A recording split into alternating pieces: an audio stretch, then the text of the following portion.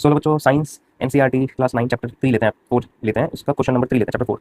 So a girl is riding her scooter and finds that its speedometer reading is constant. Is it possible for her scooter to be accelerating and if so how?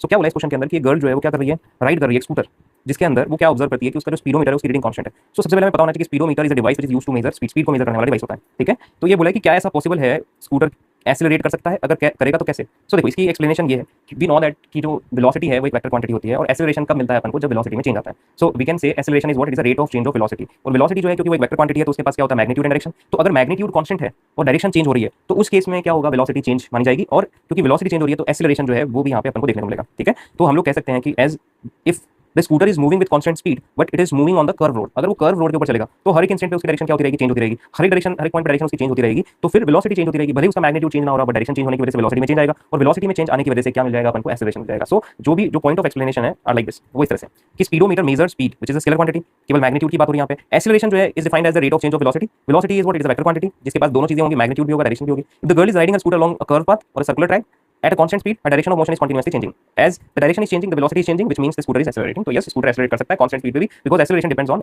velocity. Velocity depends on two things, magnitude and direction. If direction change, velocity change. If magnitude change, velocity change. If both change, velocity change. If velocity change, acceleration exists. Correct? तो इस तरह से हम लोग define कर सकते हैं इसको।